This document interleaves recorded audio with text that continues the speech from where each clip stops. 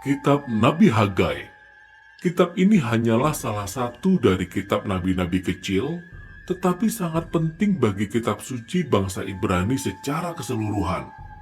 Selama berabad-abad, para nabi Ibrani ini telah menuduh bangsa Israel melanggar perjanjian mereka dengan Allah, dengan menyembah berhala dan berlaku tidak adil. Dan para nabi juga telah memberi peringatan bahwa Allah akan mengirim kerajaan Babel yang perkasa untuk merebut kota Yerusalem, menghancurkan bait suci, dan mengangkut orang-orang ke dalam pembuangan. Semua ini terjadi pada tahun 587 sebelum Masehi. Tetapi ceritanya belum berakhir di sini. Para nabi juga percaya masih ada pengharapan. Suatu hari nanti, Allah akan membawa kembali sisa-sisa umatnya, yakni bangsa Israel yang telah diubahkan untuk tinggal di Yerusalem baru, di mana hadirat Allah akan diam di tengah-tengah mereka. Sekarang kita beralih ke zamannya Hagai, pada tahun 520 sebelum Masehi, hampir 70 tahun setelah pembuangan. Pada saat itu kerajaan Babel baru saja runtuh dan dunia sekarang dikuasai oleh bangsa Persia. Mereka memperbolehkan orang-orang Israel dalam pembuangan untuk kembali ke Yerusalem yang saat itu sudah berupa reruntuhan. Maka di bawah kepemimpinan seorang imam besar bernama Yosua dan seorang pewaris dari garis keturunan Daud yaitu Zerubabel, sekelompok orang buangan pulang ke Yerusalem dan mulai membangun kota dan kehidupan mereka kembali. Ingat kisah dalam kitab Esra pasal 1-6. Jadi pengharapan kita sangat tinggi dan masa depan tampak sangat cerah. Tetapi tidak demikian kalau dilihat dari sudut pandang Hagai.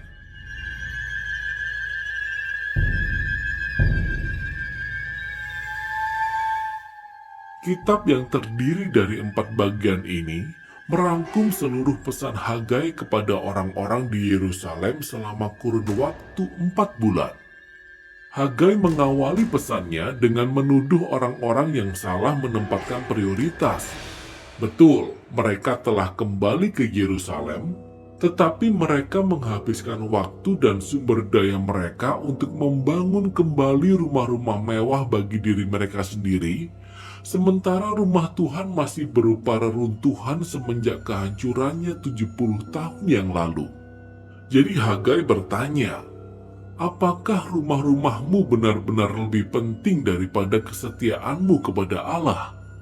Hagai berkata, mengabaikan rumah Tuhan sama saja dengan memberontak terhadap perjanjian yang dibuat oleh nenek moyang mereka. Itulah sebabnya tanah mereka tidak menghasilkan. Mereka dilanda kelaparan dan kekeringan. Di bagian ini Hagai mengutip dari daftar kutukan dalam perjanjian di kitab Ulangan. Jadi kata-kata Hagai yang menantang diikuti dengan tanggapan dari orang-orang Israel. Ingat juga kisah dalam Esra pasal 5. Kita tahu bahwa Zerubabel, Yosua, dan orang-orang yang tersisa, mereka tergerak oleh pesan Hagai sehingga mereka mulai membangun kembali bait suci itu. Di bagian berikutnya, Hagai melanjutkan pesannya 1 bulan kemudian, dan ia berbicara tentang harapan-harapan yang hancur di antara orang-orang Israel. Bait suci yang mereka bangun kembali amat sangat tidak menarik, dan tidak sebanding dengan kemegahan bait suci yang dibangun Salomo sekitar 500 tahun sebelumnya. Itulah sebabnya mereka tidak terlalu bersemangat untuk menyelesaikan proyek tersebut. Oleh sebab itu, Hagai mengingatkan mereka akan janji-janji para nabi yang luar biasa tentang kerajaan Allah di masa depan dan tentang bait suci ini.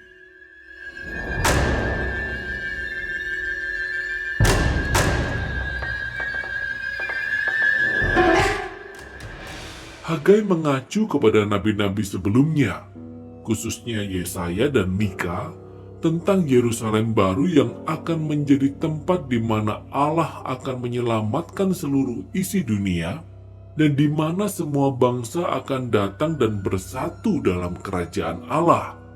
sehingga terciptalah masa yang penuh kedamaian. Jadi bait suci memainkan peranan penting dalam rencana Allah untuk masa depan. Oleh sebab itu, Hagai mengajak orang-orang untuk bekerja dengan penuh pengharapan, meskipun keadaannya mengecewakan. Di bagian ketiga, Hagai melanjutkan pesannya 2 bulan kemudian dengan mengajak mereka agar tetap setia pada perjanjian, dan ia melibatkan beberapa imam dalam percakapan tentang kemurnian secara ritual. Ingat tema utama dari kitab Imamat. Hagai berkata, jika seseorang menyentuh mayat dan menjadi najis secara hukum atau ternoda oleh kematian, lalu mereka pergi menyentuh makanan, apakah makanan itu juga menjadi najis? Dan para imam yang juga mengerti kitab Imamat itu berkata, ya tentu. Kemudian Hagai beralih kepada sebuah perumpamaan. Ia berkata, beginilah keadaan orang-orang Israel dan apa yang mereka lakukan untuk membangun kembali bait suci. Jika angkatan ini tidak merendahkan dirinya, jika mereka tidak berpaling dari ketidakadilan dan sikap masa bodoh, maka Hagai berkata, apapun yang mereka bangun dengan tangan mereka, termasuk bait suci yang baru ini, akan menjadi najis pula. Hagai menantang mereka agar mereka menunjukkan pertobatan yang sejati dan kesetiaan pada perjanjian dengan Allah, agar upaya pembangunan bait suci itu dapat mendatangkan kerajaan Allah dan berkat-berkat-Nya.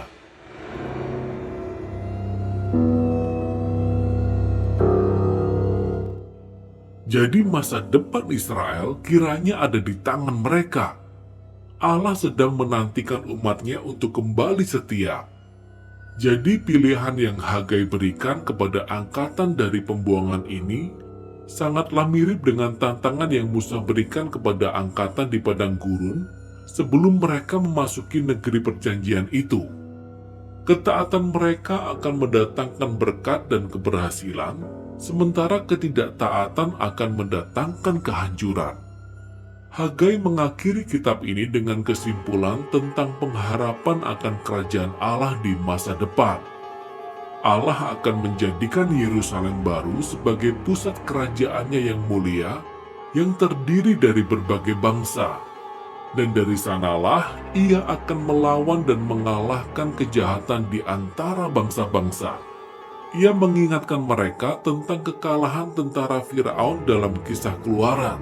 Disinilah Allah akan menggenapi janjinya kepada Daud dan menetapkan raja dari garis keturunannya.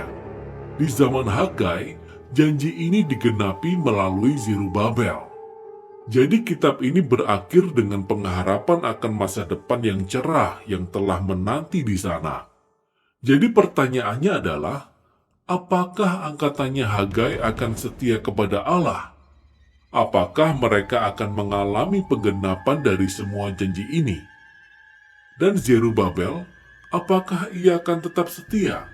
Apakah ia akan menjadi Raja Mesias? Untuk mencari tahu jawabannya, kita harus terus membaca sampai 2 kitab terakhir dari para nabi, yaitu Zakaria dan Maleaki. Tetapi kita dapat melihat bagaimana kitab yang singkat ini menjadi tantangan yang besar bagi setiap angkatan umat Allah. Pilihan kita benar-benar sangat berarti, dan kesetiaan serta ketaatan umat Allah merupakan bagian dari karya Allah untuk mencapai tujuannya di dunia ini. Jadi kebenaran yang mengagumkan ini seharusnya memotivasi kita, umat Allah, untuk merendahkan hati dan bertindak pada saat kita menantikan kedatangan kerajaan Allah. Demikianlah pesan dari kitab Hagai.